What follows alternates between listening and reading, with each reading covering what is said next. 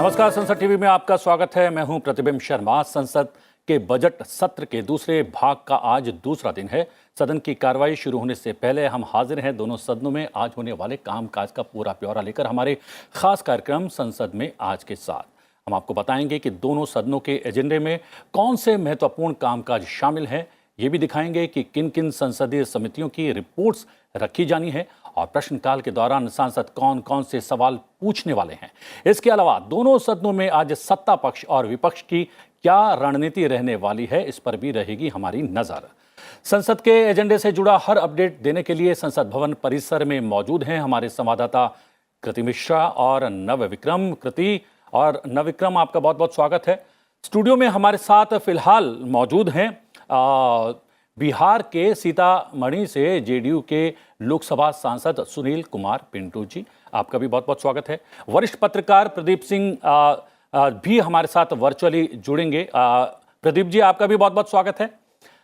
सभी मेहमानों का स्वागत। और संसद में आज के एजेंडे पर आगे बढ़ने से पहले एक नजर डाल लेते हैं हेडलाइंस पर।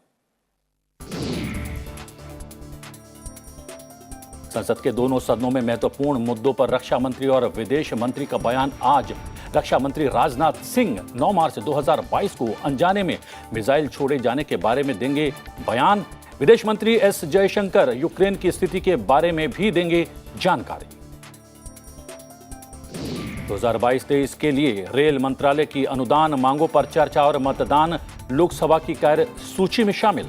विभिन्न दलों के सांसद रखेंगे विचार और सुझाव। संविधान अनुसूचित जनजातियां आदेश संशोधन बिल 2022 पर भी होगा विचार। उत्तर पूर्वी क्षेत्र विकास मंत्रालय के कामकाज पर राज्यसभा में हुई चर्चा का जवाब आज। पूर्वोत्तर क्षेत्र विकास मंत्री जी किशन रेड्डी देंगे जवाब। जनजातीय कार्य मंत्रालय के कामकाज पर चर्चा भी एजेंडे में शामिल।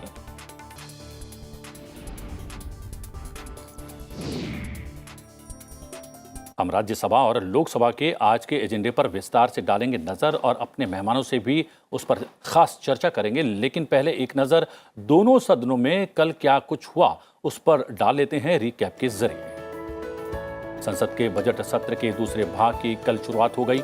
लोकसभा ने सोमवार को चर्चा के बाद केंद्र शासित प्रदेश जम्मू कश्मीर के लिए वित्त वर्ष 2022-23 के बजट और वित्त वर्ष 2021-22 के लिए अनुदान की अनुपूरक मांगों को मंजूरी दे दी है। उच्च सदन में भी जम्मू कश्मीर का बजट और अनुपूरक अनुदान मांगों का विवरण सभा पटल पर रखा गया। साथ ही राज्यसभा में उत्तर पूर्वी क्षेत्र विकास मंत्रालय के कामकाज पर चर्चा भी हुई और इस चर्चा का जवाब आज दिया जाना है। इसके अलावा गृह कार्य और रेल समेत कई संसदीय समितियों के प्रतिवेदन भी पेश किए गए। संसद के आज के एजेंडे की बात करें तो दोनों सदनों की कार्यसूची में अहम कामकाज शामिल हैं।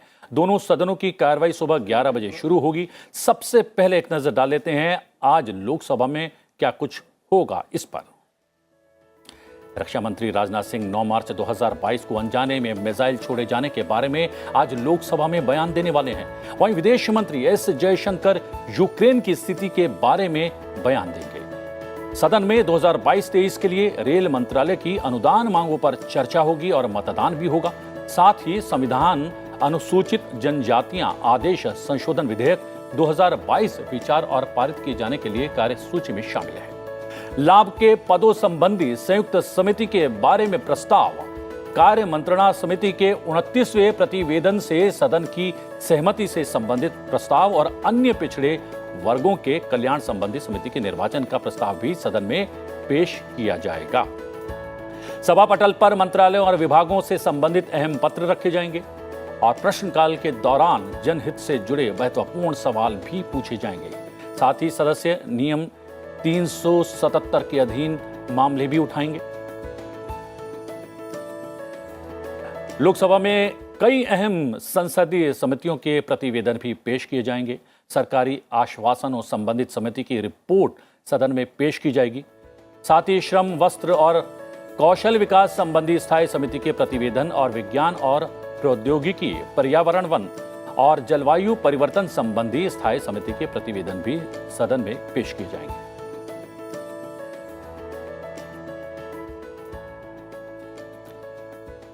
हम बता दें कि हमारे सहयोगी नवविक्रम संसद भवन परिसर में मौजूद हैं। लोकसभा में क्या कुछ होने वाला है उनसे जानकारी लेंगे, लेकिन हम ये भी बता दें कि पी भट्टाचार्य जी एमपी राज्यसभा कांग्रेस वो कार्यक्रम में सम्मिलित हो गए हैं। आपका भी स्वागत है।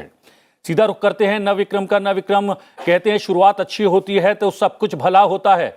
तो बजट सत्र के इस दूसरे भाग का प्रारंभ और शुरुआत तो बहुत बेहतरीन हो गई है। आज के एजेंडे की बात करें तो क्या कुछ खास? जी प्रतिबिंब, आपने बिल्कुल ठीक कहा कि बजट सत्र का जो ये दूसरा चरण है उसकी शुरुआत हमें एक सार्थक चर्चा के साथ, एक सार्थक बहस के साथ देखने को मिली। और इसी कड़ी में आज भी बेहद अहम दिन है, क्योंकि रक्षा मंत्री राजनाथ सिंह जो कि अनजाने में एक मिसाइल जो पाकिस्तान के क्षेत्र में गिरी उस पर चर्चा कर उस पर स्टेटमेंट देंगे, और साथ ही कुछ सदस्य उसके बारे में स्पष्टीकरण और भी मांग सकते हैं। तो इस तरीके से ये बहुत अहम दिन है। इसके अलावा कई दिनों से प्रतिबिंब हम लोग देख रहे हैं कि जो रशिया और यूक्रेन के बीच में जो लगातार युद्ध का संकट है और युद्ध हो रहा है, ऐसे में वहाँ बड़ी संख्या में भारतीय छात्र लंबे समय से हैं और उनके भविष्य को लेकर भी प्रश्न चिन्ह लगा हुआ है। हमने सदन के कई सदस्यों से बात की तो उन्होंने इस पर चिंता जताई, और इस चिंता को वो सभा पटल पर बताएंगे और अपने प्रश्न साथ ही सरकार से कई स्पष्टीकरण मांगेंगे। तो बेहद अहम दिन है, क्योंकि आज दो बहुत प्रमुख बयान होने वाले हैं जिन पर पूरे देश की निगाहें होंगी। इसके अलावा कई और जो प्रश्नकाल के दौरान जो जनहित से जुड़े प्रश्न पूछे जाएंगे। तो कुल मिलाकर आज अगर प्रतिबिंब बात करें तो बेहद अहम दिन है। जी हमारे माननीय दो सांसद हमारे साथ स्टूडियो में मौजूद हैं। एक प्रतिक्रिया इस पर ले लेते हैं। जैसे सुनील कुमार जी, मैंने अपने सहयोगी से पूछा कि शुरुआत अच्छी तो सब कुछ बेहतर होता है, और हमने देखा बजट सत्र के पहले भाग में भी ऐसा हुआ और रिकॉर्ड काम हुआ सदन के भीतर। शुरुआत तो अच्छी हो गई है, आपका क्या मानना है? देखिए, बजट सत्र का जो दूसरा सत्र शुरू हुआ है, कल का सदन सही मानों में पूरी तरह सदन अपने कार्रवाई को पूर्ण किया। इसमें सत्ता पक्ष के साथ साथ विपक्ष की भी अच्छी भूमिका रही। उन लोगों ने भी सार्थक चर्चाएं की, और कल का ये संकेत है कि आने वाले बाकी दिनों में भी सदन में अच्छी, स्वच्छ और स्वस्थ चर्चाएं होंगी, और विपक्ष भी अपने मुद्दों को उठाएगा और सरकार भी पूर्ण रूपेण तैयारी के साथ उन सभी मुद्दों पर अपनी जवाब रखेंगी।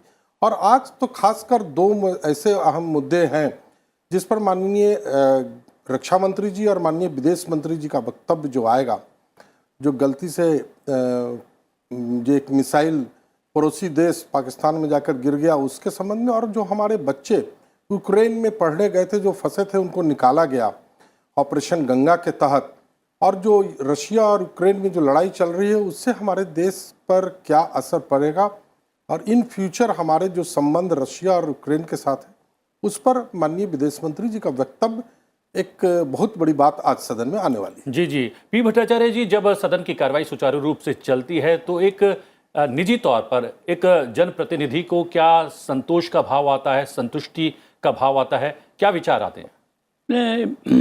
I am really happy. Yesterday, I have seen in Rajya Sabha, both the government side and the opposition, they have participated in a discussion in a proper way. Everybody expressed their own opinion. Somebody may not agree, somebody may agree. But the discussion was taken place in a good manner.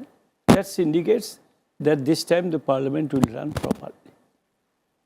जी हाँ प्रदीप सिंह जी, जैसा मैंने बताया कि वरिष्ठ पत्रकार हमारे साथ virtually जुड़े हुए हैं। प्रदीप जी, जैसा कि दोनों माननीय सांसदों का भी मानना है कि शुरुआत अच्छी हुई है और बेहतरीन तरीके से सदन की कार्रवाई आगे बढ़ेगी, और सुचारू रूप से जो है अपनी बात सांसद भी सदन के भीतर कल रख चुके हैं और आज और आने वाले समय में भी रखते रहेंगे। कितना महत्वपूर्ण हो जाता है जब सदन की कार्रवाई इतनी सुचारू रूप से चलती है, प्रोडक्टिविटी इतनी बेहतरीन तरीके से सामने आती है। नहीं, बिल्कुल ठीक कह रहे हैं प्रतिबिंब जी। आप देखिए, सदन इसी के लिए अपेक्षा यही होती है सांसदों से इस सदन में बहस हो, कानून बने, उन पर चर्चा हो, पक्ष विपक्ष के जो है विचार आए। तो ये जिस तरह से बजट का सत्र शुरू हुआ है, अब दूसरा जो सेशन शुरू हुआ है, उसमें भी देखकर ये लगता है कि दोनों पक्षों को ये बात समझ में आई है कि सदन सुचारू रूप से चले, इसमें सबका राजनीतिक हित भी है और देश हित भी है। जिस तरह से बहस हो रही है, चर्चा हो रही है, देखिए मेरा तो हमेशा से मानना रहा है कि ये जो हंगामा होता है, बाइकआउट होता है, सदन चलने नहीं दिया जाता है, गतिरोध पैदा होता है, इससे ज्यादा नुकसान विपक्ष का होता है। सरकार को घेरने का मौका हाथ से निकल जाता है। सरकार किसी न किसी तरह से अपने जो विधायी कार्य है वो पूरी तरह से नहीं हो पाते, लेकिन काफी कुछ करा लेती है। लेकिन विपक्ष को जो मौका मिलना चाहिए कि वो सरकार को घेरे, सरकार की कमियों को बताए, अपना पक्ष रखे, जनहित के मुद्दे उठाए, क्वेश्चन आवर में सवाल पूछे और सरकार को कटघरे में खड़ा करे, ये सब मौका चला जाता है अगर आप हंगामे की भेंट चढ़ा देते हैं सदन की कार्यवाही को। तो इसलिए मुझे लगता है कि ये जो शुरुआत हुई है ये बहुत अच्छी है, स्वागत योग्य है, और सबको ये बात समझ में आनी चाहिए, सभी पक्षों को, कि इसी में सबका भला है जी। और संविधान ने यही कल्पना की थी। जो संविधान निर्माता हैं उनके मन में जब संविधान बना रहे थे और संसद के नियम बनाए जा रहे थे, तब यही कल्पना रही होगी कि सदन में बहस होगी, चर्चा होगी, दोनों पक्ष अपनी अपनी राय रखेंगे, उसके बाद कोई फैसला होगा, सदन बहुमत से या सर्वसम्मति से फैसला करेगा। तो मुझे लगता है कि इसका स्वागत किया जाना चाहिए, जिस तरह से सदन की कार्यवाही चल रही है। जी, और लोकसभा का एजेंडा क्या रहने वाला है उसकी जानकारी हम दे चुके हैं। अब अपने दर्शकों को बताते हैं कि आज राज्यसभा के एजेंडे में क्या कुछ खास रहने वाला है। उच्च सदन में भी रक्षा मंत्री राजनाथ सिंह 9 मार्च 2022 को अनजाने में मिसाइल छोड़े जाने के बारे में बयान देंगे। वहीं विदेश मंत्री एस जयशंकर यूक्रेन की स्थिति के बारे में उच्च सदन में दोपहर 2 बजे बयान देने वाले हैं। उत्तर पूर्वी क्षेत्र विकास मंत्रालय के कामकाज पर चर्चा का केंद्रीय मंत्री जी किशन रेड्डी आज जवाब देने वाले हैं। जनजातीय कार्य मंत्रालय के कामकाज पर चर्चा भी एजेंडे में शामिल है। संविधान, अनुसूचित जातियां और अनुसूचित जनजातियां आदेश संशोधन विधेयक 2022 विचार और पारित किए जाने के लिए राज्यसभा की कार्यसूची में शामिल है। सभा पटल पर मंत्रालयों और विभागों से संबंधित अहम पत्र रखे जाएंगे और प्रश्नकाल के दौरान जनहित से जुड़े महत्वपूर्ण सवाल भी पूछे जाएंगे। राज्यसभा में भी कई अहम संसदीय समितियों के प्रतिवेदन पेश किए जाने वाले हैं। श्रम, वस्त्र और कौशल विकास संबंधी स्थायी समिति के प्रतिवेदन और विज्ञान और प्रौद्योगिकी, पर्यावरण, वन और जलवायु परिवर्तन संबंधी स्थायी समिति के प्रतिवेदन सदन में पेश किए जाएंगे। संसद भवन परिसर में मौजूद हैं हमारी सहयोगी कृति मिश्रा। कृति, बहुत महत्वपूर्ण दिन है, दूसरा दिन है। महत्वपूर्ण इसलिए भी हो जाता है, 2 महत्वपूर्ण वक्तव्य अलग अलग मंत्रियों के द्वारा रखे जाने हैं। जी हाँ, बिल्कुल प्रतिबिंब। और जैसा कि आपने शुरुआत में कहा कि शुरुआत अच्छी तो सब अच्छा, तो उसके लिए कुछ आंकड़े अपने व्यूअर्स के सामने रखना चाहूँगी। देखिए, जो पहला भाग था बजट सेशन का, उसमें अगर मैं राज्यसभा की प्रोडक्टिविटी की बात करूं तो 10 दिनों में 101% प्रोडक्टिविटी थी। और अब जो 19 दिन है उसमें कोशिश ये है कि जो पिछले साल का बजट सत्र था जिसमें प्रोडक्टिविटी 94% थी, अब इस बार उससे ज़्यादा हो। और अगर हम एजेंडे की बात करें और आज के एजेंडे पर फोकस करें तो जैसा कि आपने कहा, 2 बेहद महत्वपूर्ण स्टेटमेंट होने वाले हैं। एक तो रक्षा मंत्री राजनाथ सिंह देंगे कि किस तरह से एक्सीडेंटल फायरिंग ली, जिसके लिए जो मिसाइल की फायरिंग हुई है उसका बहुत सीरियस कंसर्न भारत सरकार ने दिखाया है और ये भी कहा है कि टेक्निकल ग्लिच की वजह से हुई। हालांकि भारत सरकार ने कहा ये रिग्रेटेबल है, लेकिन इसके अलावा एक ये भी अच्छी बात है कि किसी भी तरह की क्षति कहीं नहीं पहुंची है, तो उस पर एक बेहद महत्वपूर्ण स्टेटमेंट होगा। इसके अलावा जो यूक्रेन में स्थिति है उसके लिए भी विदेश मंत्री जयशंकर अपना वक्तव्य रखेंगे संसद में। और देखिए, लगातार सरकार ये कहती आई है कि ऑपरेशन गंगा के तहत किस तरह से सरकार ने वहां पर इवैक्यूएशन किया। 20,000 से ज़्यादा लोग, चाहे वो सुमी हो, खार्किव हो, किएव हो या मरियापोल हो, वहाँ से लोग लाए गए। 90 से ज़्यादा स्पेशल फ्लाइट चलाई गई। इसके अलावा भारत सरकार लगातार ये कहती आई है कि डायलॉग ही एक रास्ता है, जो हॉस्टिलिटीज़ हैं दोनों पक्षों के बीच में उसको खत्म करने के लिए। तो क्या स्टैंड है भारत सरकार का, और बहुत ही महत्वपूर्ण कि जो बच्चे पढ़ रहे थे, मेडिकल स्टूडेंट्स यूक्रेन में पढ़ रहे थे, उनका फ्यूचर क्या होगा, इन सब को लेकर सारा संशय जो है भारत सरकार दूर कर सकती है आज सदन में। इसके अलावा जैसा कि आपने कहा, जो मंत्रालय पर चर्चा है, देखिए डिमांड्स फॉर ग्रांट्स, अगर हम बजट सत्र की बात करें तो डिमांड्स फॉर ग्रांट्स और बजट एक साथ लोकसभा में पेश होता है। उसके बाद जब रिसेस होता है तो department related parliamentary standing committees इसको एग्जामिन करती हैं, और उसके बाद सेकंड पार्ट में राज्यसभा में मंत्रालयों के कामकाज पर चर्चा होती है। तो इस बार ट्राइबल अफेयर्स, नॉर्थ ईस्टर्न, इसके अलावा लेबर और रेलवेज पर चर्चा होगी। कल हमने देखा कि नॉर्थ ईस्टर्न मंत्रालय पर हुई और आज उसका विस्तार से जवाब आएगा। इसके अलावा जैसा कि आपने कहा, constitution, schedule caste, schedule tribe order, ये भी बिल आज लिस्टेड है। तो काफ़ी महत्वपूर्ण दिल एजेंडे के हिसाब से आज राज्यसभा में। जी हाँ, हमारे सहयोगी बता रहे थे कि बहुत महत्वपूर्ण दिन है और एजेंडा भी बहुत महत्वपूर्ण है। जैसा कि हमारी सहयोगी भी बता रही थी कि रक्षा मंत्री राजनाथ सिंह 9 मार्च 2022 को अनजाने में मिसाइल छोड़े जाने के बारे में आज दोनों सदनों में बयान देने वाले हैं। घटना को लेकर शुक्रवार यानी 11 मार्च को भारत सरकार ने कहा था कि 2 दिन पहले दुर्घटनावश मिसाइल चली जो पाकिस्तान में जा गिरी थी। ये खेदजनक घटना नियमित रखरखाव के दौरान एक तकनीकी खराबी के कारण हुई थी। रक्षा मंत्रालय ने कहा कि सरकार ने इस घटना को गंभीरता से लिया है और इसमें कोर्ट ऑफ इंक्वायरी का आदेश भी जारी कर दिया है। वहीं विदेश मंत्री एस जयशंकर यूक्रेन की स्थिति के बारे में दोनों सदनों में बयान देने वाले हैं। दोपहर 2 बजे पहले वो राज्यसभा में और दोपहर 2:30 बजे वो लोकसभा में बयान देंगे। यूक्रेन पर रूस के हमलों के बीच वहां फंस गए भारतीय नागरिकों, जिनमें विशेष रूप से मेडिकल छात्र शामिल हैं, उन्हें ऑपरेशन गंगा के जरिए सुरक्षित वापस लाया गया है। कल लोकसभा में केंद्रीय शिक्षा मंत्री धर्मेंद्र प्रधान ने कहा कि इस संकट के बीच यूक्रेन से वापस लाए गए भारतीय छात्रों को डॉक्टर बनाने के लिए भारत सरकार हर संभव व्यवस्था करने वाली है। 2022-23 के लिए रेल मंत्रालय की अनुदान मांगों पर चर्चा और मतदान भी लोकसभा की कार्य सूची में शामिल है। रेल मंत्रालय को इस साल के बजट में 1,40,367.13 करोड़ रुपए आवंटित किए गए थे, जो पिछले वित्त वर्ष के संशोधित आंकड़ों से 20,311 करोड़ रुपए ज्यादा हैं। चर्चा के दौरान सांसद रेलवे में सुधार की संभावनाओं, जनता की उम्मीदों और मांगों के बारे में विस्तार से विचार और सुझाव रखेंगे। रेलों को आधुनिक बनाने, यात्रियों को बेहतर सुविधाएं मुहैया कराने के साथ साथ सुरक्षा सुनिश्चित करने जैसे मुद्दों का भी जिक्र होने की उम्मीद है। राज्यसभा में उत्तर पूर्वी क्षेत्र विकास मंत्रालय में कामकाज पर चर्चा का केंद्रीय मंत्री जी किशन रेड्डी आज जवाब देने वाले हैं।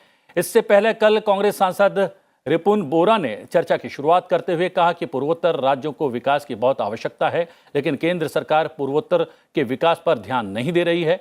वहीं सत्ता पक्ष के सांसदों ने कहा कि विकास की राह में आगे बढ़ रहा पूर्वोत्तर विभिन्न अंतर्राष्ट्रीय मंचों पर देश का नाम रोशन कर रहा है। यह भी कहा गया कि केंद्र सरकार पूर्वोत्तर राज्यों की विभिन्न ढांचागत और सामाजिक परियोजनाओं के पर्याप्त धनराशि खर्च कर रही है। जनजातीय कार्य मंत्रालय के कामकाज पर भी उच्च सदन के एजेंडे में शामिल है और उत्तर पूर्वी क्षेत्र विकास मंत्रालय के कामकाज पर चर्चा का जवाब दिए जाने के बाद जनजातीय कार्य मंत्रालय के कामकाज पर चर्चा शुरू होने की आज उम्मीद है।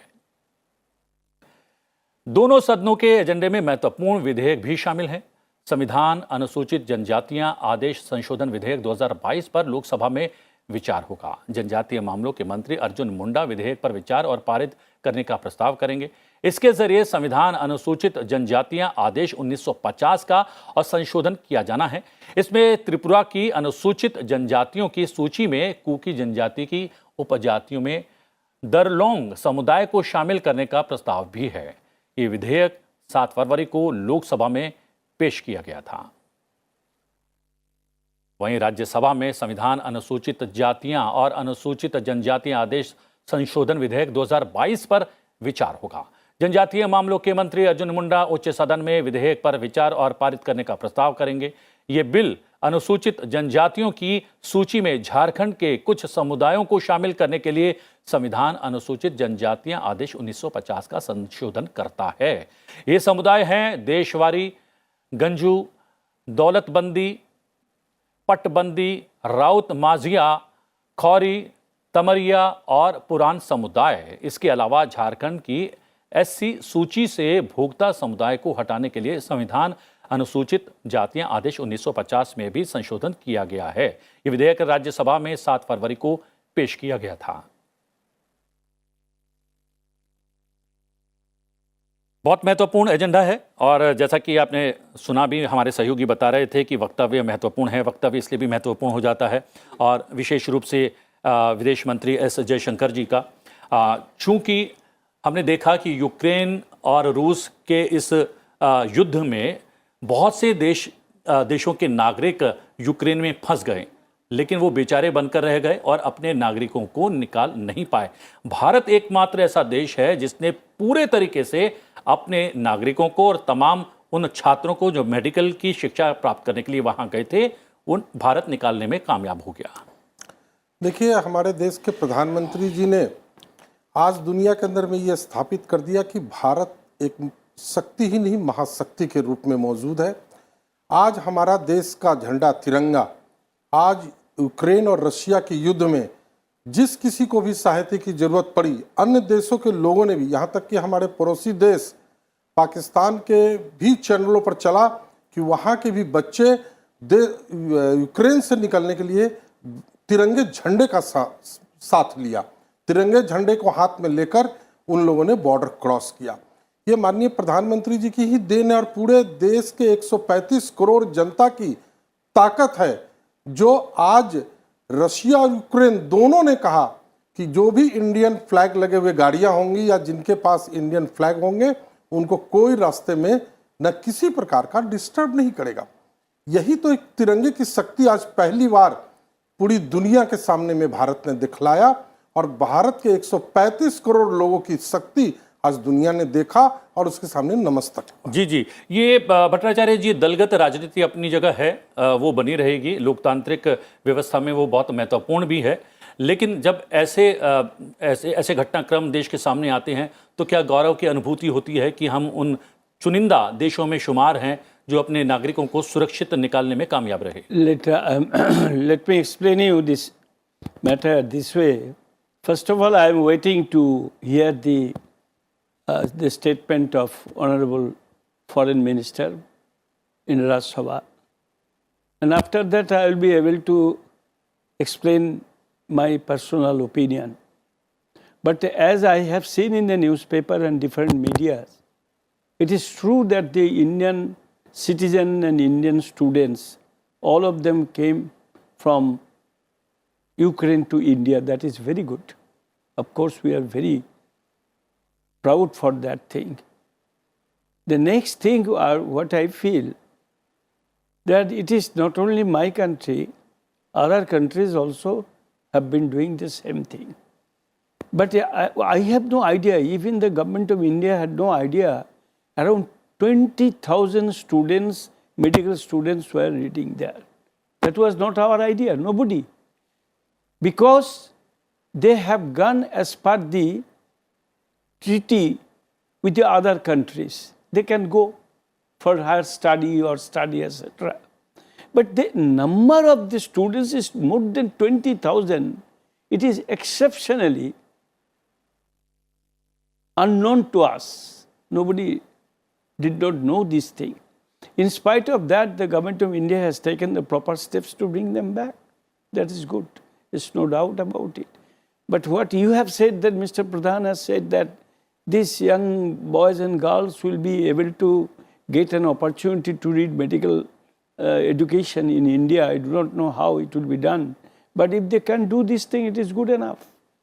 प्रदीप जी, ये कल जब प्रश्नकाल हुआ था उस दौरान भी और शून्यकाल के दौरान भी ये विषय उठाया गया था माननीय सांसदों के द्वारा, और उन्होंने कहा था कि एक तो इतनी बड़ी संख्या में हमारे छात्रों को मेडिकल की शिक्षा लेने के लिए दूसरे देशों में क्यों जाना पड़ता है, एक बात। और दूसरा सवाल ये था कि क्या अब ये जो वापस आ गए हैं छात्र अपनी पढ़ाई अधूरी छोड़कर, क्या भारत में रहकर इस पढ़ाई को कंटिन्यू कर पाएंगे, एक बात, या फिर रूस से कोई बातचीत हो सकेगी, कोई समझौता हो सकेगा कि यूक्रेन में जो लोग मेडिकल पढ़ाई कर रहे थे, क्या उनके देश में ये पढ़ाई निरंतर जारी रखी जा सकती है। कितना महत्वपूर्ण था ये विषय उठना सदन के भीतर?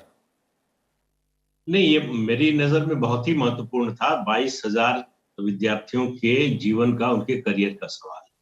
उनके माँ बाप ने बड़ी उम्मीदों से, और कई कई छात्रों ने तो ये कहा कि उनके माता पिता ने कर्ज लेकर उनको पढ़ाई के लिए भेजा है। देखिए, ये एक समस्या तो है, अपने यहाँ मेडिकल एजुकेशन बहुत महंगी है। और ये यूक्रेन क्राइसिस से पहले, अगर आपको याद हो, पहले ही भारत सरकार ने एक फैसला किया कि जो निजी मेडिकल कॉलेज हैं देश में, उनमें भी 50% सीटें ऐसी होंगी जिन पर वही फीस ली जाएगी जो सरकारी मेडिकल कॉलेज में ली जाती है। तो ये बहुत बड़ा फैसला है। ये जो बाहर जाते हैं छात्र कि वहां सस्ती है मेडिकल की पढ़ाई, उनके लिए ये खुशखबरी है। दूसरा, मुझे लगता है कि उसका एक हल ये भी है कि सीटों की संख्या बढ़ाई जाए, जिससे उनको आसानी से, अब एक विद्यार्थी था जिसका 96% आया था, इसके बावजूद उसको एडमिशन नहीं मिला। तो ये मुद्दे हैं जिनको एड्रेस किया जाना चाहिए। लेकिन मैं मानता हूं जिस तरह से ऑपरेशन गंगा चलाया भारत सरकार ने, ये हर भारतीय के लिए गर्व का विषय है।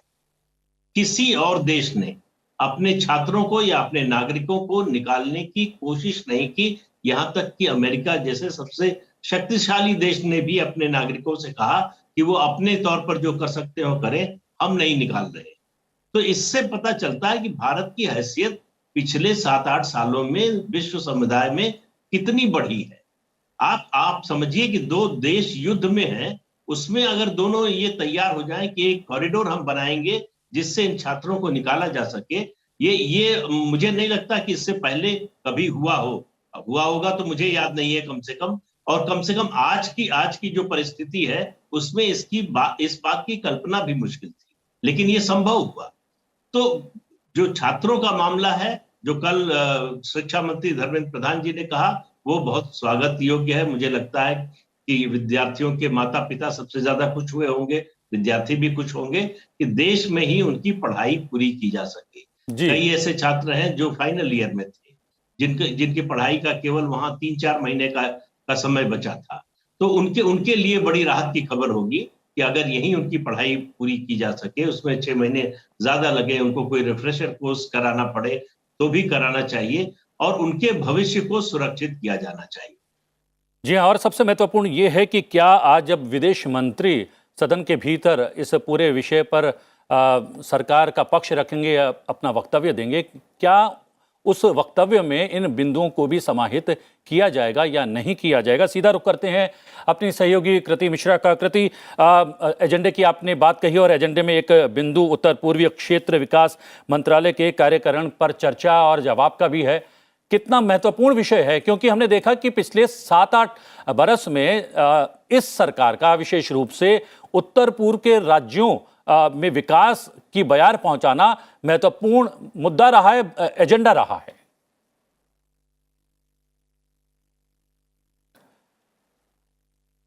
कृति हमारे साथ जुड़ गई हैं, शायद कृति आवाज आ रही होगी। तो मैं कहना चाह रहा हूं कि जैसा आपने कहा कि एजेंडे में उत्तर पूर्वी क्षेत्र विकास मंत्रालय के कार्यकारण पर चर्चा और जवाब भी शामिल है। यह महत्वपूर्ण इसलिए भी हो जाता है कि सरकार का बहुत ज्यादा जोर है उत्तर पूर्व के राज्यों के विकास पर। जी हाँ, बिल्कुल। देखिए, कल जैसे चर्चा का आरंभ भी हुआ तो हमने देखा कि किस तरह से पक्ष और विपक्ष ने अपनी बात आगे रखी। रिपुन बोरा ने किस तरह से कहा कि सरकार को और मेन स्ट्रीम करना होगा। इसके अलावा हमने देखा कि कैसे बीजेडी सांसद जो अमर पटनायक हैं, उन्होंने बताया कि इंटीग्रेशन के लिए, मेन स्ट्रीमिंग के लिए और क्या कदम उठाए जा सकते हैं। वही अगर हम सत्ता पक्ष की बात करें तो देखिए, लगातार सरकार कहती आई है कि नॉर्थ ईस्ट पर उसका बहुत ज़्यादा फोकस है, चाहे फिर उसका विकास हो, चाहे उसके इंटीग्रेशन के लिए हो। जो सत्ता पक्ष के लोग थे उन्होंने गिनाया कि किस तरह से एयरपोर्ट की कनेक्टिविटी, इसके साथ सड़क की कनेक्टिविटी, इसके साथ ही साथ जो सुरक्षा मुहैया कराई गई है वो पहले कभी नहीं देखा गया। तो ये वाद विवाद चलता रहा और आज इस पर हमको देखना है कि किस तरह से डिटेल में जवाब दिया जाएगा। जो नॉर्थ ईस्ट डेवलपमेंट मंत्रालय को हेड करते हैं जी किशन रेड्डी, तो उनका ये जवाब होगा आज। जी, जवाब में कौन से हमारे यहाँ पर माननीय पी भट्टाचार्य जी हैं, राज्यसभा से कांग्रेस के सांसद, कुछ कहना चाह रहे हैं। आप कुछ कह रहे थे? I like to say it very clearly. 3 साल पहले I was the chairman of home standing committee, 3-4 साल पहले। तो that time I had been to north east in different states. I moved there. I had a long discussion, different cross section of the people, the government officials and others. but I'm sure of that. There is no assimilation, no connection with each other. There are three departments are functioning parallelly. One is the Government of India, another is the Donor Ministry, another is the state government, another is some other northeast, some organization is there, of which the Prime Minister is the chairman. So there is no coordination each other. Nobody knows whose function what is. So I have suggested in my report that either you to demolish the two things and keep one. Keep one means straightway the state government and the donor ministry. And if necessary, you use the Niti Aayog for arranging for allotment of the money, financial assistance and etc. But in middle, दो organisation जो है इसका तो कोई काम ही है नहीं. तो why you are keeping these two organizations? Ji. So I do not know what would be the discussion, what would be ये अपने the आप में एक opinion of the महत्वपूर्ण- जी. minister. That I will listen. I will listen. ऐसा है कि मैं अपने सीनियर साथी के इस बात से पूर्ण रूपेण असमर्थ हूँ. बस इस बात को काटता हूँ. पहले मुझे अच्छी तरह याद है, आप सभी जानते थे कि गुवाहाटी से आगे आसाम के न रोड की कनेक्टिविटी थी न फ्लाइट की कनेक्टिविटी थी. आज माननीय प्रधानमंत्री जी के नेतृत्व में और जो पूरी पूर्वी उत्तर राज्यों का जो विकास किया गया है, आज आप देख लीजिए तो मणिपुर तक फ्लाइट जा रही है, नागालैंड फ्लाइट जा रही है, ट्रेनें जा रही हैं, रोडें जा रही हैं. पहले अच्छी तरह था कि आसाम से ऊपर जाने के लिए अपर आसाम या अन्य 7 सिस्टर्स स्टेटों में जाने के लिए कोई कनेक्टिविटी नहीं थी. आज वहाँ पर वहाँ के लोगों को भारत देश के अन्य राज्यों से जोड़ दिया गया है. ये सबसे बड़ा वहाँ पर डेवलपमेंट हुआ है और आज इजी गोइंग है कि आप चाहिए तो नागालैंड, मणिपुर कहीं भी आप पहुँच सकते हैं.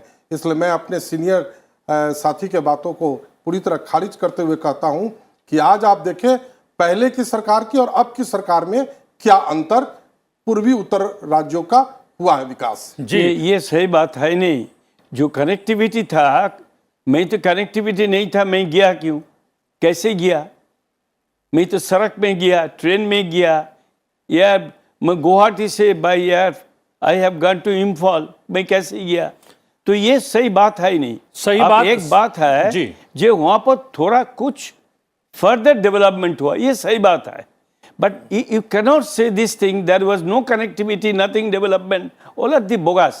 I don't think the government. चलिए, प्रदीप सिंह जी हमारे साथ लगातार बने हुए हैं. प्रदीप जी, यहाँ पर दो विचार सामने आए हैं, दो अलग अलग दल के सांसदों की तरफ से, और हमने देखा कि सदन के भीतर भी जब चर्चा चल रही थी इस विषय को लेकर, वहां पर भी सत्ता पक्ष और विपक्ष की सुर अलग अलग थे. लेकिन एक पत्रकार के तौर पर आप इस पूरे विषय को देखते समझते हैं, बहुत वर्षों से कवर भी कर रहे हैं और फॉलो भी कर रहे हैं, आपकी क्या प्रतिक्रिया है? देखिए, मैं जो दावा और उसके जवाब में जो बात कही जा रही है, उसके अलावा इसी साल, मतलब इस साल मतलब पिछले साल 2021 दिसंबर में नॉर्थ ईस्ट गया था और वहां सड़कों के लिए मेटाफर बदल चुका है, प्रतीक बदल चुके हैं जी. जिस टैक्सी से हम जा रहे थे, उसके ड्राइवर ने जब शुरू हुए गुवाहाटी से, तो हाईवे पे आए तो उसने कहा ये अटल जी की सड़क है. उसके बाद जो है नए गांव पहुंचे, वहां से आगे बढ़े तो उसने कहा कि यहां से मोदी जी की सड़क शुरू होती है. तो सड़कों का जाल जिस तरह से पूरे नॉर्थ ईस्ट में बिछाया गया है, जिस तरह से सड़कों को बेहतर बनाया गया है, कनेक्टिविटी पर जो जितना जोर दिया गया है, उसका जो है ये दावे से की बात छोड़िए. अभी मणिपुर विधानसभा का चुनाव हुआ है, उससे पता चलता है कि लोग कितने संतुष्ट हैं. सरकार ने जो काम किया है, भारतीय जनता पार्टी को पिछले 75 साल में कभी मणिपुर में स्पष्ट बहुमत नहीं मिला था, पहली बार मिला है. और ये जीत जो है वो किसी और एजेंडे की नहीं है, सिर्फ और सिर्फ डेवलपमेंट के एजेंडे की है. तो नॉर्थ ईस्ट में जितना काम पिछले 8 साल में हुआ है, मुझे नहीं लगता कि 50 साल में भी उतना हुआ होता. इसका आधा भी उससे पहले हुआ होता तो नॉर्थ ईस्ट की तस्वीर दूसरी होती. जिस तरह से जो इंडिजिनस एंटरप्रेन्योरशिप है उसको बढ़ावा दिया जा रहा है, उसके अलावा उनको जिस तरह से इंटीग्रेट किया जा रहा है नेशनल मेन स्ट्रीम से। एक समय ऐसा आ गया था कि नॉर्थ ईस्ट के लोगों को लगता था कि भारत हमको अपना हिस्सा समझता ही नहीं है, भारत के लोग हमको जो है अलग समझते हैं। आज वो स्थिति बदल गई है। आज नॉर्थ ईस्ट और पूरा देश जिस तरह से इंटीग्रेट हुआ है, वो उसका बहुत बड़ा श्रेय इस मौजूदा सरकार को जाता है।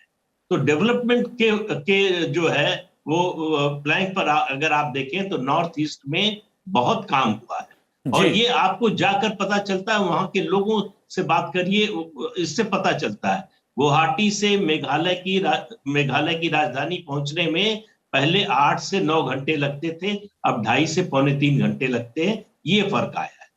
जी हाँ, और सीधा रुख करते हैं अपने सहयोगी नव विक्रम का, जो संसद भवन परिसर में मौजूद हैं। अगर लोकसभा के एजेंडे की बात करें, अनुपूरक मांगों पर रेलवे की आज चर्चा होने वाली है। बहुत महत्वपूर्ण इसलिए भी हो जाता है कि रेलवे कहीं ना कहीं हमारी लाइफलाइन है। नव विक्रम। बिल्कुल प्रतिबिंब, जिस तरीके से अभी हमारे मेहमान भी बता रहे थे नॉर्थ ईस्ट के बारे में, तो नॉर्थ ईस्ट में रेलवे का एक बड़ा अहम योगदान है।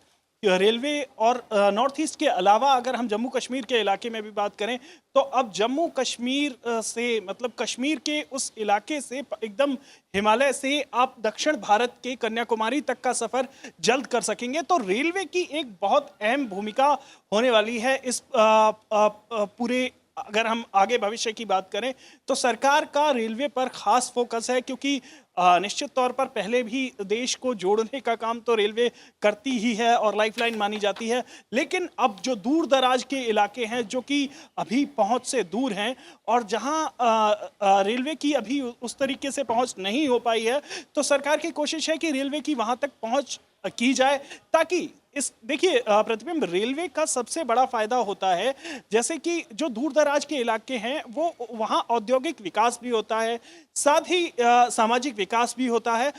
एक तरह से रेलवे पूरा कायाकल्प करती है। तो हम आज जो सदन में रेल पर चर्चा भी होगी, जहां कई जगह जहां सांसद अपनी मांग रखेंगे, जहां रेल कनेक्टिविटी को और बेहतर करने की ज़रूरत है, तो ऐसे में रेलवे पर भी चर्चा बेहद अहम हो सकती है। जी, और सबसे बड़ी बात यह है कि रेलवे की जब बात होती है भट्टाचार्य जी, तो उसकी सुरक्षा और उसकी व्यवस्था दो महत्वपूर्ण बिंदु हैं। उसको लेकर क्या सोच है? देखिए, वो जो रूट तैयार हुआ ना जी, that route practically through jungle and breaking the hill areas and etc. So all this area is not palatable. It is some vulnerable areas are there. So when the train will pass through that areas, then it requires the proper military or paramilitary forces are to be deployed there for the full protection of the passengers. Ji, Because you have seen in the newspaper, in the last 3-4 years, so many incidents took place. And particularly in all the trains are coming from the Guwahati through Bengal to Delhi, to major accident took place very recently. I do not know why accident took place. They said the investigation is going on. Even the railway department, some of them people are thinking that it is some sort of some mischiefs. जी जी, दो आपने घटनाओं का जिक्र किया, लेकिन बावजूद इसके अगर कुल मिलाकर आप आंकड़ों पर नजर डालेंगे तो पिछले 6-7 बरस में रेल दुर्घटनाओं में कमी आई है। नहीं, वो तो अच्छे ही है, कम होना ही तो चाहिए। जी, We are developing our nation. Science and technology has grown up. So you can bring the sophisticated machineries and others ji, through which you can protect it. That is the natural course of action. Then why the government functioning? This ji is the ji. function Sunil of ji, the जब भी government. ये अनुपूरक मांगे तभी रखी जाती हैं जब जो बजट तय किया जाता है उससे ज्यादा खर्चा होता है। तो ऐसा क्या कुछ है कि रेलवे को ज्यादा खर्चा करना पड़ रहा है और बजट को भी कहीं ना कहीं सरपास कर लिया गया? अभी आपने देखा कि हमारे वरिष्ठ पत्रकार महोदय ने जो कहा बात है, वो बात सही है कि नॉर्थ ईस्ट के तरफ जो हमारी कनेक्टिविटी बढ़ी है, पहले भी कनेक्टिविटी थी, अगर हम पैदल चल के पहुंच गए कहीं तो उसको कनेक्टिविटी, और आज हम अटल पथ पर पहुंच रहे हैं, वो कनेक्टिविटी में बहुत अंतर होती है। दूसरी बात, अभी आपने हाल में ही देखा होगा, लास्ट वीक में ही, कि हमारे रेल मंत्री जी ने खुद रेल के इंजन के ड्राइवर के रूम में खड़े होकर देखा कि कवच नाम के सेफ्टी को उन्होंने चेक किया कि अगर दो ट्रेन अगर आमने सामने एक ही लाइन पर आ जाती है तो कैसे ऑटोमेटिक अपने आप को वो ट्रेन रोकेगी। इसके लगातार जो खर्चे बढ़ रहे हैं रेलवे का मेन है कि रेलवे सेफ्टी के अंदर और रेलवे अपने पुराने ट्रैक को बदलने के अंदर और रेलवे अपने बेहतर सर्विस देने के लिए उस पर खर्च किए चले जा रही है, जिसके कारण वो बजट से ज़्यादा बढ़ रही है। और माननीय प्रधानमंत्री जी रेल मंत्री को इस बात की पूरी तरह छूट दे रखी है कि देश का आम नागरिक वो रेल में चलता है, उसको वहां पर पूरी तरह सुरक्षा और वो अपनी सुरक्षा के साथ अपने घर पर आराम से पहुंच सके। उनको कंपार्टमेंट के अंदर में जो सारी सुविधाएं मिलनी चाहिए वो मिले। ऐसा ना हो कि वो जब जाए तो उसको बर्थ रिजर्व अगर उसने करवाया है तो उसको वो बर्थ मिले। आम सीट पर बैठ के जाने वाले लोग के कष्ट को देखते हुए ज्यादा से ज्यादा रिजर्व कोचेज चले, ताकि कोई भी व्यक्ति अपने घर पे यात्रा या कहीं की भी यात्रा कर रहा हो तो सुरक्षित और आरामदेह कर सके। इस पर लगातार रेलवे का फोकस है और जिसके कारण रेलवे के सेफ्टी के कारण आज आपने देखा है कि विगत कुछ सालों में एक्सीडेंट की घटना या कोई इस प्रकार की घटनाओं पर बहुत बड़ा रोक लगी। जी नविक्रम, आपने भी जो बिंदु उठाए हैं रेलवे को लेकर नॉर्थ ईस्ट के साथ वो जो है समावेश हो गया उस विषय का, लेकिन टोटलिटी में जो बिंदु हैं, महत्वपूर्ण बिंदु हैं जो रेलवे के विकास से जुड़े हुए हैं या सुरक्षा से जुड़े हुए हैं, वो इसमें कितने जो है आपको लगता है कि जो है कहीं ना कहीं महत्वपूर्ण हो जाते हैं और इसको एड्रेस भी किया जाएगा इस चर्चा के दौरान? प्रतिबिंब बिल्कुल इस चर्चा के दौरान हम देखेंगे कि कई बिंदुओं पर खास तरीके से बहस होगी। और प्रतिबिंब एक बात बताना आपको चाहूँगा, क्योंकि हम हमेशा देखते हैं कि रेलवे स्टेशन या प्लेटफॉर्म के आसपास लिखा रहता है सुरक्षा, संरक्षा और समय पालन। और सुरक्षा, संरक्षा, समय पालन मोटिव होने के बावजूद भी हम बीते सालों में अगर याद करें, बीते दशकों में, तो रेलवे में पूरी तरीके से ना तो समय पालन हो पाता था, कई एक्सीडेंट रेलवे के अक्सर सुर्खियों में होते थे।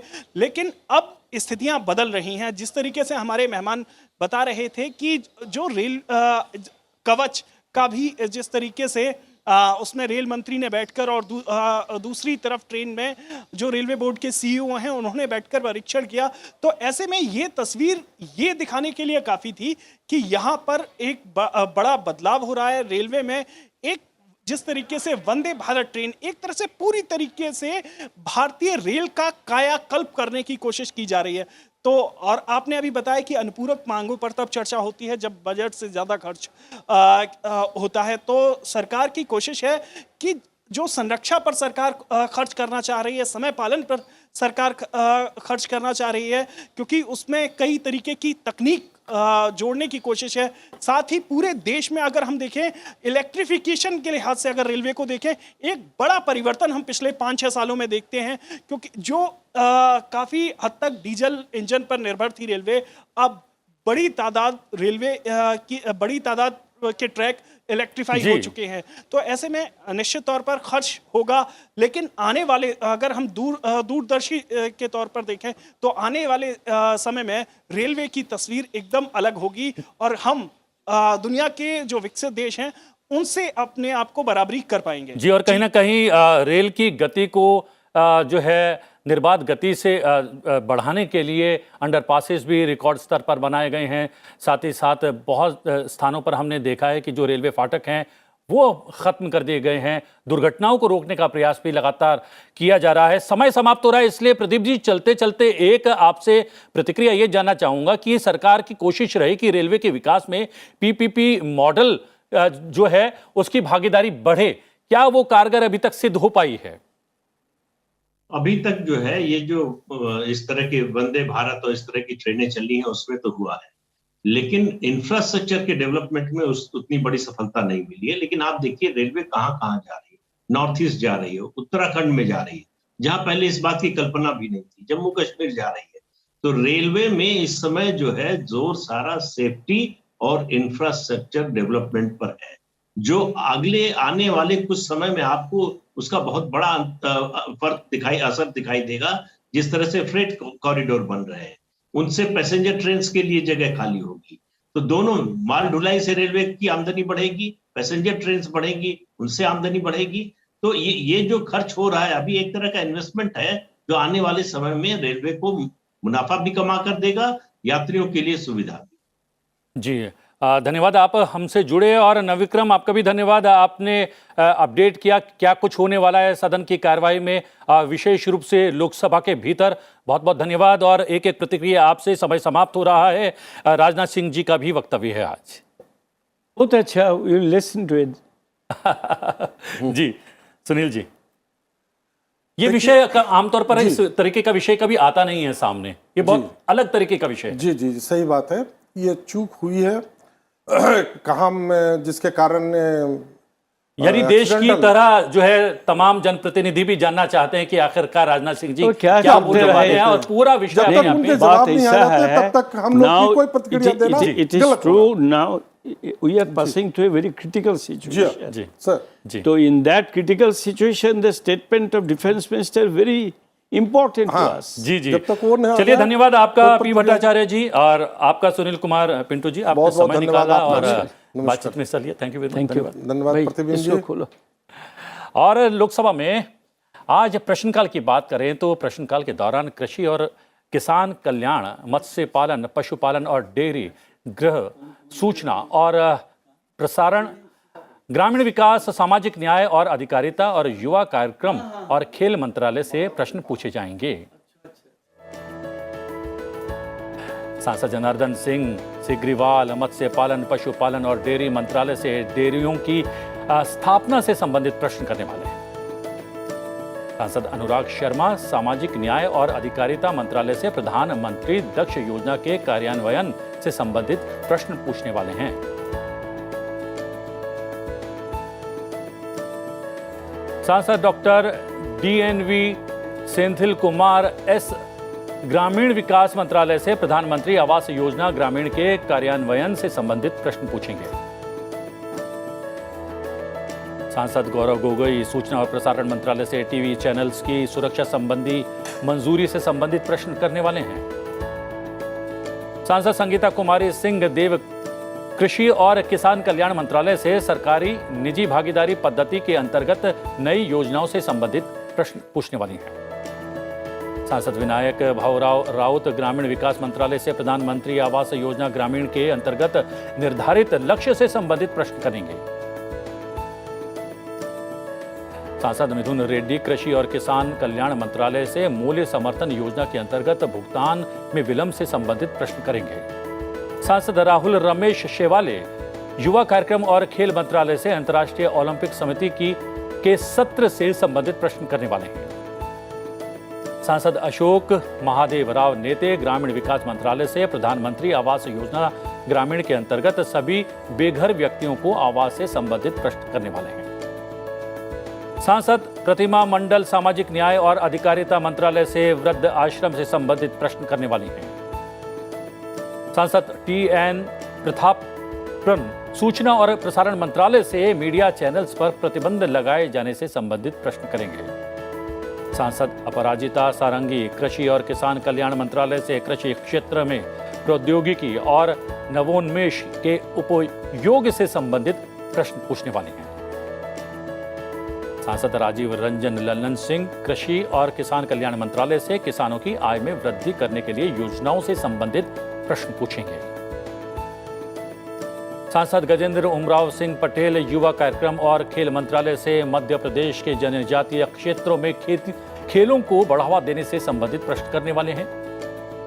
सांसद चंद्रशेखर साहू गृह मंत्रालय से अंतर प्रचालनीय दंडिक न्याय प्रणाली परियोजना से संबंधित प्रश्न करेंगे।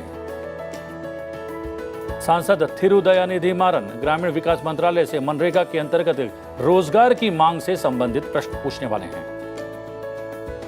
सांसद सौमित्र खान कृषि और किसान कल्याण मंत्रालय से राष्ट्रीय बांस मिशन से संबंधित प्रश्न पूछने वाले हैं। सांसद VK श्री कंदन ग्रामीण विकास मंत्रालय से मनरेगा के अंतर्गत काम की मांग में कमी से संबंधित प्रश्न करेंगे।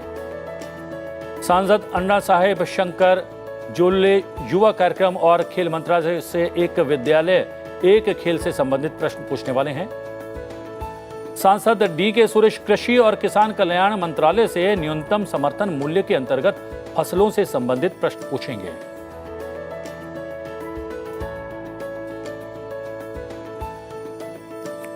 राज्यसभा की अगर बात करें तो राज्यसभा में आज प्रश्नकाल के दौरान आयुष, रसायन और उर्वरक, वित्त, स्वास्थ्य और परिवार कल्याण, नवीन और नवीकरणीय ऊर्जा और विद्युत मंत्रालय से जुड़े प्रश्न पूछे जाएंगे।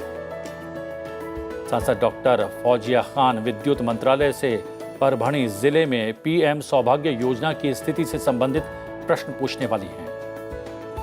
सांसद वाई.एस. चौधरी वित्त मंत्रालय से राज्यों को जीएसटी की क्षतिपूर्ति से संबंधित प्रश्न पूछने वाले हैं। सांसद के.आर.एन. राजेश कुमार आयुष मंत्रालय से कोल्ली मलई हिल्स तमिलनाडु में सिद्ध आयुर्विज्ञान अनुसंधान केंद्र की स्थापना से संबंधित प्रश्न पूछने वाले हैं। सांसद सीमा द्विवेदी नवीन और नवीकरणीय ऊर्जा मंत्रालय से रोजगार सृजन पर नवीकरणीय ऊर्जा परियोजनाओं के प्रभाव से संबंधित प्रश्न पूछने वाली हैं। सांसद चौधरी सुखराम सिंह यादव वित्त मंत्रालय से एबीजी शिपयार्ड की ओर से बैंकिंग धोखाधड़ी से संबंधित प्रश्न पूछने वाले हैं। सांसद एमवी श्रीमत्स्य कुमार स्वास्थ्य और परिवार कल्याण मंत्रालय से राष्ट्रीय स्वास्थ्य मिशन के अंतर्गत एम्बुलेंस सेवा से संबंधित प्रश्न करेंगे। सांसद डॉक्टर कनिमोझी एनवीएन सोमू स्वास्थ्य और परिवार कल्याण मंत्रालय से डॉक्टर्स पर होने वाली हिंसा को रोकने के लिए तंत्र से संबंधित प्रश्न पूछने वाली हैं। सांसद सरोज पांडे विद्युत मंत्रालय से कोयले की खपत से संबंधित प्रश्न पूछेंगे। सांसद डॉक्टर शांतनु सेन वित्त मंत्रालय से देश में सार्वजनिक क्षेत्र के नए उपक्रमों की स्थापना से संबंधित प्रश्न पूछने वाले हैं। सांसद नरेश बंसल रसायन और उर्वरक मंत्रालय से उचित मूल्य पर दवाओं की उपलब्धता से संबंधित प्रश्न करेंगे। सांसद के.जे. अल्फोंस नवीन और नवीकरणीय ऊर्जा मंत्रालय से छतों पर सौर ऊर्जा संयंत्र लगाए जाने से संबंधित प्रश्न करेंगे। सांसद संजय सिंह रसायन और उर्वरक मंत्रालय से यूरिया और पोषक तत्व आधारित उर्वरकों पर राज्य सहायता को कम किए जाने से संबंधित सवाल करेंगे। सांसद पी विल्सन आयुष मंत्रालय से कोविड-19 के लिए आयुष औषधि से संबंधित प्रश्न करने वाले हैं। सांसद विजयपाल सिंह तोमर नवीन और नवीकरणीय ऊर्जा मंत्रालय से देश में जैव ऊर्जा क्षमता से संबंधित सवाल करेंगे। सांसद अनिल देसाई वित्त मंत्रालय से देश में करदाताओं के प्रतिशत से संबंधित सवाल पूछने वाले हैं। फिलहाल संसद में आज में इतना ही। अब से कुछ देर में लोकसभा और राज्यसभा की कार्रवाई शुरू होने जा रही है। संसद टीवी लोकसभा पर आप लोकसभा और संसद टीवी राज्यसभा पर आप राज्यसभा की कार्रवाई का सीधा प्रसारण देख सकते हैं। तो बने रहिए संसद टीवी के साथ। मुझे दीजिए आज्ञा। नमस्कार।